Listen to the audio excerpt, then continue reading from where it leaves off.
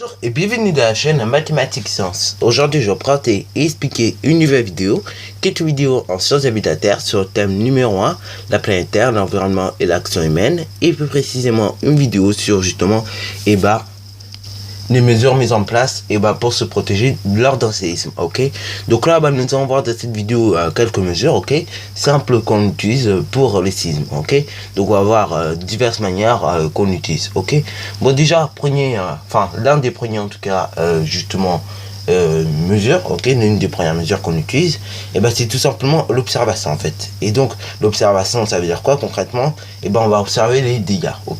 Et donc pour observer les dégâts et après justement donner l'intensité des séismes, on va utiliser deux échelles. Bon, la plus connue c'est l'échelle de Richter, mais on peut utiliser également l'échelle de Mercalli. Donc une autre échelle qui se base cette fois-ci non plus sur l'intensité des séismes qui s'est produit, mais qui se base vraiment sur l'observation, que sur l'observation. Il y a même pas besoin de se baser sur l'intensité du séisme, et de l'énergie libérée par le séisme, Donc là, on va utiliser justement des échelles, des échelles qui vont nous indiquer des choses différentes. L'échelle de Mercalli va nous indiquer notamment les dégâts, qui sont causés par le séisme. Par exemple, s'il y a un séisme de niveau 4 pour Mercalli, justement, les vibrations sont compatibles à celles provoquées par un passage d'un gros camion.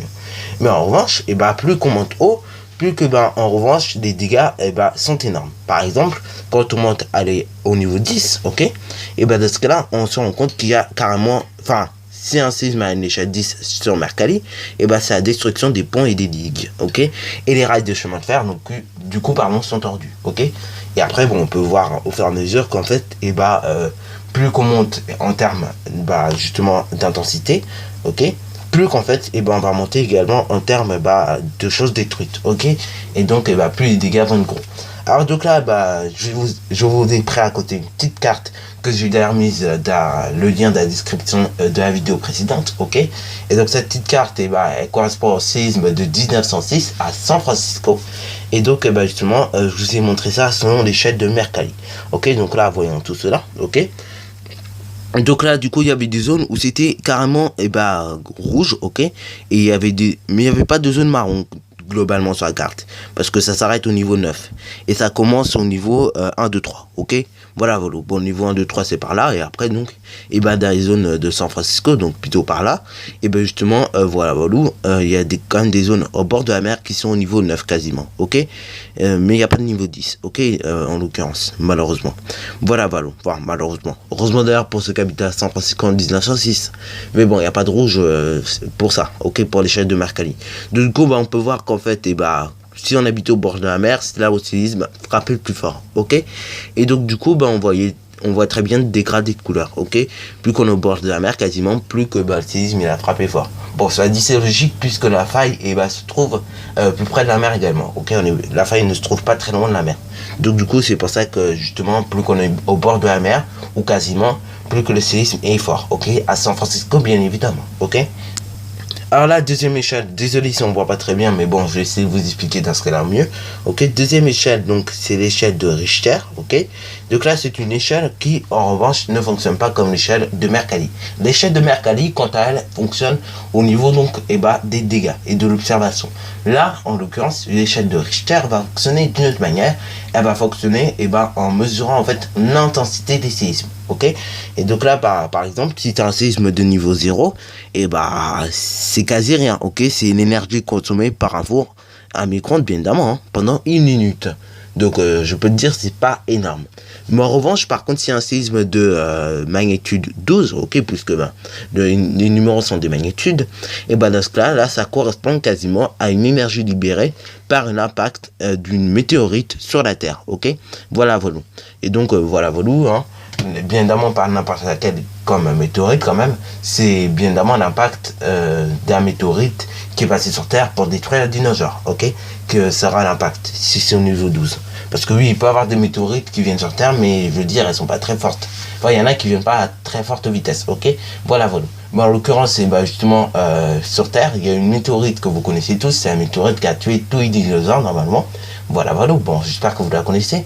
Donc cette météorite qui a tué tous les dinosaures, ce qui fait qu'aujourd'hui on voit plus de dinosaures, mis à part dans les films et dans les centres archéologiques, ok. Dans ce cas, vous voyez encore des dinosaures, ou du moins des reconstitutions de dinosaures. Et dans ce cas-là, ben voilà, voilà, il y a des gens qui fouillent encore pour voir des dinosaures. Mais bon, on ne trouve pas du tout, ok. Mais en revanche, on peut toujours fouiller pour voir s'il y a des traces de dinosaures. Du moins des traces, bah justement d'eau, ok, de ce qui reste quoi. Parce que bon, ils ont été tués par cette météorite qui a avancé à pleine vitesse sur la Terre. Pour vous donner un ordre d'idée, ok, et ben cette météorite quand même venait à 70 000 km/h. Ce qui fait quand même beaucoup, ok. Bon, la vitesse de la lumière, c'est encore, c'est encore beaucoup plus fort que ça, c'est 300 000 km par seconde. Bon, heureusement que la météorite n'est pas non plus venue à la vitesse de la lumière. Mais quand même, c'est vrai que c'est fort quand même. Bon, maintenant donc que je vous ai montré les deux échelles, Richter et donc celle également de Mercalli, ok, et ben je vais vous montrer d'autres dispositifs qu'on utilise et ben, pour se protéger des séismes. Bon, cela dit donc aujourd'hui, et bah également donc pour justement les séismes, on peut également les mesurer, ok. Et donc on va utiliser un sismomètre, ok. Donc un sismomètre c'est un objet, ok. Donc bah en gros c'est un petit cylindre qui justement bah, va tourner, ok. Et donc qui va tourner bah, justement sur une dimension, ok. Et donc du coup avant on plaçait trois cylindres comme ça. Ok, donc bah, sur les trois dimensions, forcément de l'espace, à savoir donc sur la longueur, la largeur et la hauteur. Ok, bon, alors là aujourd'hui, bon, on n'utilise plus trop ce moyen-là parce que bon, hier, donc, enfin, autrefois, donc, bah, quand je dis autrefois, c'était pas non plus au siècle, il y a 100 ans, mais je veux dire, bon, quasiment au siècle dernier, quoi. Donc, comme je disais, donc au siècle dernier, on utilisait donc et bah, ces sismomètres-là qui étaient faits de cette manière-là. Donc là, je vais essayer de vous montrer un vieux sismomètre qui date de 50 ans. Et puis donc, bah voilà, voilà. Je vais essayer de vous montrer comment il marche. Il marche, pardon.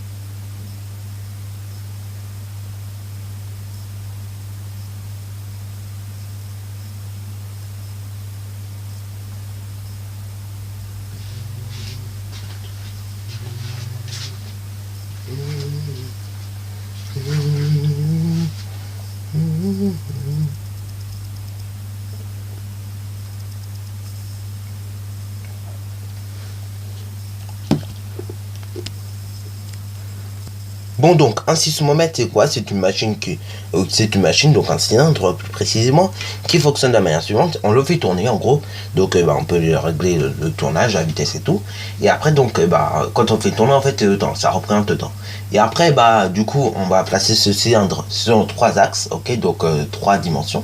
Et donc du coup en fait et bah avant donc bah, tout simplement on avait également donc un crayon, une craie plus précisément qui traçait en fait la courbe, ok, ou donc bah, on utilisait d'autres systèmes mais qui étaient similaires à la craie et donc qui traçaient le truc, ok, qui traçaient en l'occurrence des courbes, ok. Et donc à partir du moment où ça bougeait, ok, donc à partir du moment où la craie bougeait, parce que justement la craie elle devait rester fixe, et bah si elle bougeait ça veut dire qu'il y avait un séisme, ok. Donc là je vais essayer de vous montrer et bah tout simplement deux courbes, ok, qui ont été faites à partir d'un ordinateur ce coup-ci. Maintenant, on peut faire ça sur ordinateur, mais avant, donc, il fallait qu'on utilise ces machines-là. Et plus précisément, trois machines comme ça, puisque nous avons trois dimensions dans l'espace. Et donc là, bah, justement, ces sismomètres-là, donc les machines d'aujourd'hui, enfin les sismomètres, bah, ils faisaient ça. En gros, donc, bah, quand ça bougeait pas, c'est bon. Et après, dès que ça faisait des petites vibrations, bah voilà. Ok. Alors donc là, bah, ici, donc, sur la courbe, on peut apercevoir deux choses. L'arrivée des premières ondes ici et ici. Et les vibrations les plus intenses ici et ici, ok, voilà. Alors donc là et ben justement on détectait avant donc et bah que les stations les plus proches d'un séisme, et bah tout simplement c'était ce genre de station. Pourquoi? Parce que tout simplement en fait l'amplitude est montée avec le temps, ok, elle montait beaucoup plus rapidement, alors que là bah ça montait pas trop rapidement, ok, c'était plus ou moins constant, ok. Donc là le séisme il avait pas une très haute magnitude, alors que là bah ici on avait une plus haute vibration, ok, et donc la magnitude était plus haute, ok. Voilà, voilà. Bon, également, donc, des mesures autres sont en fait, et donc, par exemple, on construit des maisons parasismiques, des ponts antisismiques, ok, ou plus précisément des plaques antisismiques. Donc là, ça ressemble à ceci, en gros. Donc, quand on découpe en deux, et donc, on accroche ça sur les ponts, enfin, sous les ponts en l'occurrence. Donc, voilà, voilà. Comme ça, en cas de séisme, et bah, le pont, on va dire, il va pas tomber brutalement, mais il aura tendance à tenir plus facilement, ok, il va pas tomber brutalement comme on le voit bien évidemment, ok. Bon, également, donc on va éduquer les populations, ok. Donc du coup, et bah par exemple ici on va nous dire que en classe justement qu'est-ce qu'il faut faire, et ben il faut se mettre sous la table. En revanche, si vous êtes chez vous, on vous dit tout le temps en classe, ah oui, mettez-vous sous la table. Là, un conseil que je vous donne tout de suite, c'est si vous êtes chez vous, mettez-vous dans la baignoire dans votre salle de bain. Je vous explique pourquoi. Parce que les tables chez vous, ok, comme les tables à l'école d'ailleurs, mais bon, si tu te mets pas sur la table à l'école, là, c'est plus grave. Donc voilà, voilà. On se met sur la table parce qu'on est plusieurs et parce que bon, on a besoin de se mettre sur la table. Mais si t'es chez toi, je te dis tout de suite, dès qu'il y a un séisme, si tu peux, cours dans la salle de bain, ok, cours dans la salle de bain, réfugie-toi dans ta baignoire, ok. Et donc, au cas où justement, et bah, s'il y a un séisme et que le séisme est très fort, et bah, au cas où donc, et bah, la baignoire quant à elle ne va pas se casser, ok. Et donc, tu as moins de chances, et bah, de te retrouver blessé, ok. Alors que si justement, et bah, il y a un séisme et que tu es caché sous une table, le problème qu'il y a, c'est que les tables ne sont pas toujours rigides, ok. Et du coup, bah, tu peux te faire très mal avec le séisme, ok. Et puis après, si tu essaies de te déplacer d'un séisme, c'est même pas la peine de parler, les dégâts seront énormes, ok. Donc là, si un conseil que je peux te donner, c'est tout simplement, si tu es en classe, et bah tu te caches sous une table, ok, parce que c'est la meilleure des solutions, hein. Après, tu vas pas te cacher dans le placard, sinon tu vas te faire emporter par le placard, et après, et bah ça risque de faire mal avec tout le métal dont les placards sont faits. De deux, si tu es chez toi, et bah conseil, bah tout simplement, cours dans une baignoire, ok. Voilà, comme ça, au moins, bah, tu as moins de chance. Et puis également, si le plafond doit tomber, il va pas tomber directement sur ta tête, et il va pas casser en fait. Et alors que là, si le plafond doit tomber sur la table va casser, forcément elle sera pas assez résistante pour le plafond par moment. Enfin, tout dépendra de la vitesse également où ça viendra, et tout dépendra de la masse du plafond. Et après donc, et ben, la table ne sera pas rigide, et du coup toi, ta tête elle risque d'être cassée, et tout encore avec, hein, puisque généralement on est plié, hein. Alors que la baignoire généralement t'es allongé, ok, puisqu'il y a plus de place. Et donc du coup, et bah t'as moins de chances de te faire casser la tête, puisque bah le plafond étant quand même assez haut et long, et bah de ce cas-là il va tomber, mais sur la baignoire, ok, sur les rebords de la baignoire. Voilà, voilà. Sur ce donc, et bah c'est déjà la fin de cette vidéo. Alors si tu as bien aimé, n'hésite surtout pas à liker, à commenter, et bonne récit à toi en mathématiques et en sciences.